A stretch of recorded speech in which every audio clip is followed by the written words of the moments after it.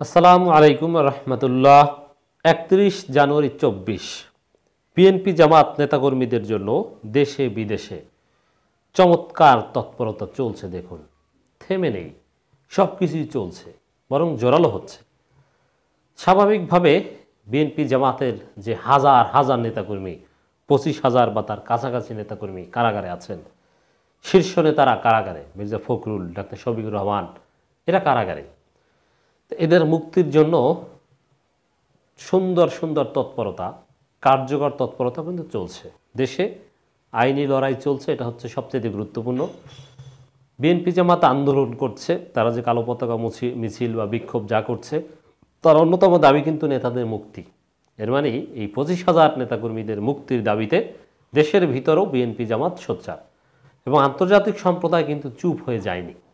এখনও তাদের মুক্তির ব্যাপারে তারা সোচ্চার ভূমিকা পালন করছে। বিভিন্ন মানবাধিকার সংগঠন প্রতিনিয়ত বলে যাচ্ছে, জাতিসংঘ কিন্তু বলে যাচ্ছে। সর্বশেষ দর্শক, আমরা যেটা দেখতে পাচ্ছি, রাজনৈতিক বন্দীদের মুক্তির দাবি করেছে জাতিসংঘ। দেখেন, জাতিসংঘ যদি কিছু না বলে অথবা বাংলাদেশের রাজনৈতিক বন্দী বা গণতন্ত্র প্রক্রিয়া সম্পর্কে একেবারে চুপ করে থাকে, কিছু করার আছে নেই। যতটুকু বলে, আপনারা হয়তো বলবেন যে জাতিসংঘ তো শুধু বলছে, আর একদিকে অভিনন্দনও জানাচ্ছে, আবার তাদের বলার ভ্যালু কতটুকু? না, তাদের বলার ভ্যালু আছে, তাদের কথা সরকার শুনবে সেটা মনে করছি না। কিন্তু বাংলাদেশের বিরোধীদেরকে অন্যায়ভাবে গ্রেপ্তার করা হচ্ছে রাজনৈতিক উদ্দেশ্যপ্রণোদিতভাবে। এই কনসেন্ট, এই বয়ানটা আন্তর্জাতিকভাবে জাতিসংঘের বক্তব্যের মাধ্যমে প্রতিষ্ঠিত হচ্ছে। এগুলো টুডে আর টুমোর কাজে লাগবে। এই আলোচনাটা জারি আছে। এর মানে অ্যাটলিস্ট মুক্তির দাবি দেশে বিদেশে উচ্চারিত হচ্ছে। এই দিক থেকেও কিন্তু ইটস ভেরি ইম্পর্টেন্ট।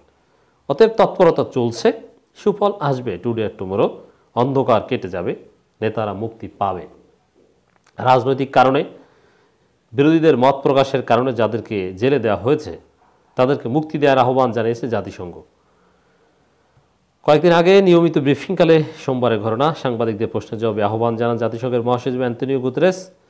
তার মুখপাত্র স্টেফেন ডুজারিক, তার কাছে এই সাংবাদিক জানতে চান, কোনো অভিযোগ ছাড়া বা অভিযোগে আটক রাখা সব রাজনৈতিক নেতাকর্মীদের অবিলম্বে ও নিঃশর্ত মুক্তি দাবি করেছে জাতিসংঘের মানবাধিকার বিষয়ক কমিশন।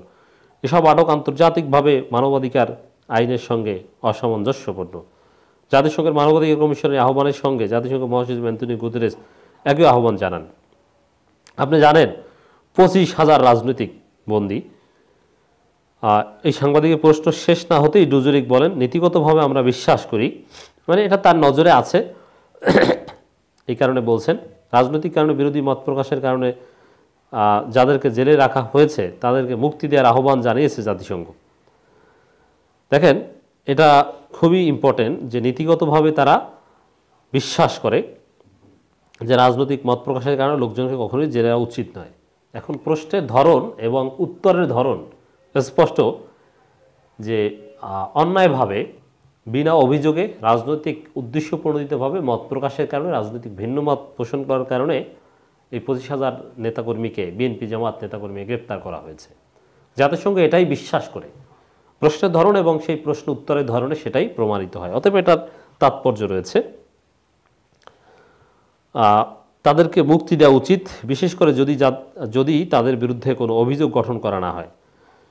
বিশেষ করে দেখেন, হ্যাঁ, তাদেরকে একটা ফ্রেমওয়ার্কে কথা বলতে হয় জাতিসংঘকে। সেক্ষেত্রে বিএনপি জামাতের এই 25,000 নেতাকর্মীদের বেশিরভাগের বিরুদ্ধেই অথবা অল্প কয়েকজনের বিরুদ্ধে চার্জশিট দেওয়া হয়েছে, অভিযোগ গঠন করা হয়েছে। এবং চার্জশিট দিলে, অভিযোগ গঠন করলেও কিন্তু মুক্তি পাওয়ার বিধান রয়েছে। আর স্বাভাবিকভাবে অনেকেই জাস্ট কমন গ্রেপ্তার, ওই গায়েবী মামলা গ্রেপ্তার, অ্যাটলিস্ট সেগুলোর মুক্তি অতীব জরুরি। অতএব আন্তর্জাতিক গ্রাউন্ডেও কিন্তু বিএনপি জামাত নেতাকর্মীদের মুক্তির বিষয়ে আলোচিত হচ্ছে, ভয়েস রেইজ হচ্ছে। তারপরেও যে কথাটা আমরা বরাবরের মতোই বলতে চাই, এদেশের জনগণের আন্দোলন জনগণকে করতে হবে। গণতন্ত্র পুনরুদ্ধারের আন্দোলন এদেশের জনগণকে করতে হবে। বিএনপি জামাত নেতাকর্মীদেরকে কারাগার থেকে মুক্ত করতে হবে। বিএনপি জামাতকে রাজনৈতিকভাবে, আইনিভাবে লড়াই চালিয়ে যেতে হবে। অন্য কেউ এসে তাদেরকে মুক্ত করে দিবে না, কিন্তু তারাই আহ্বান জানাতে পারে, আলোচনা জারি রাখতে পারে। এগুলোরই একটা তাৎপর্য রয়েছে। তবে মূল কাজ বিএনপি জামাতকেই করতে হবে, অন্য কেউ করে দিবে না।